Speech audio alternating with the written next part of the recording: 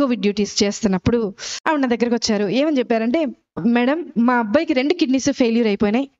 ఆ 2 కిడ్నీస్ ట్రీట్మెంట్కి ఎక్కడికి వెళ్ళినా సరే అందరూ కోవిడ్ ట్రీట్మెంటే చేస్తున్నారు, కానీ మా అబ్బాయికి ట్రీట్మెంట్ చేయట్లేదు.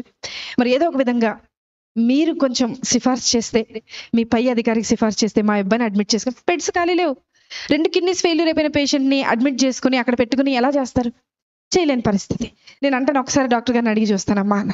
డాక్టర్ గారిని అడిగితే డాక్టర్ గారు అన్నారు, 2 కిడ్నీల ట్రీట్మెంట్ ప్రస్తుతానికి మనం స్టార్ట్ చేయాలి అని అన్న బేసిక్గా ఒక రోజుకి 24 గంటలకి 1.5 లక్షల రూపాయలు అవుతాయి. కార్పొరేట్ హాస్పిటల్ అది.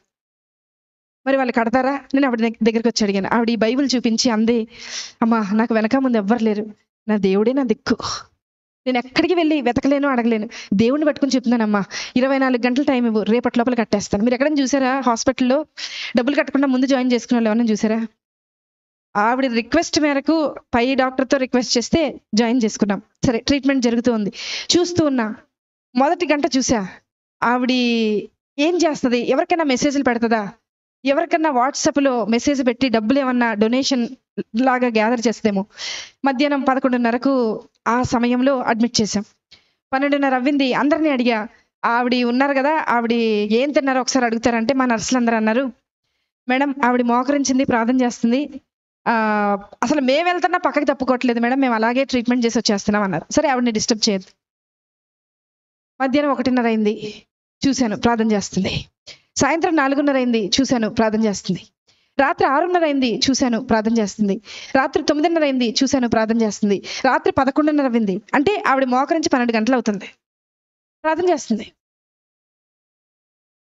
1:30 రాత్రి, 1:30 అర్ధరాత్రి ప్రార్థన. ప్రొద్దున్న 4 నెక్స్ట్ డే స్టార్ట్ అయిపోతుంది, రౌండ్స్ స్టార్ట్ అయిపోతాయి, సెక్షన్ స్టార్ట్ అయిపోతుంది, అన్నీ స్టార్ట్ అయిపోతాయి, ట్రీట్మెంట్ స్టార్ట్. మాకు స్టార్ట్ అయిపోయింది, కానీ ఆవిడకి మాత్రం ప్రార్థన ఎండవల. 7:30 ప్రార్థన. మరుసటి రోజు 8:30 ప్రార్థన. 9ంటికి బిల్ వచ్చేస్తుంది, జనరేట్ అయ్యి ఆ రోజుకి డే స్టార్ట్ అవ్వాల్సిన బిల్ వచ్చేస్తుంది. బిల్ వచ్చింది. అందరు పేషెంట్స్ రౌండ్స్ అయిపోయినాయి, ఈవిడ దగ్గరికి వెళ్ళాలి. నా పైన డాక్టర్ అడిగారు, అమ్మా ఆవిడ బిల్ కట్టారా అని అడిగారు. నేను చెప్పబోతున్నా, నాకు భయం వేస్తుంది. ఎందుకో తెలుసా, ఆవిడ కట్టకపోతే నేను కడతానని చెప్పాను ఆయనకి. కానీ ఆవిడ ప్రార్థన చూసి నేను అనుకున్నా, కనీసం ఒక 75% నేను కడదాం, ఏదో చైన్ ఉంటుంది కదా, మా ఆయనకి తెలియకుండా అమ్మేసి కట్టేసేద్దామని అనుకున్నా. తెలిస్తే ఒప్పుకోరు కదా అనుకున్నా. ఆవిడ దగ్గరికి వెళ్తున్నాం, స్థలం లేక స్టెప్స్ కింద పెట్టారు, ఒక స్ట్రక్చర్ వేసి అబ్బాయికి ట్రీట్మెంట్ చేస్తుంది.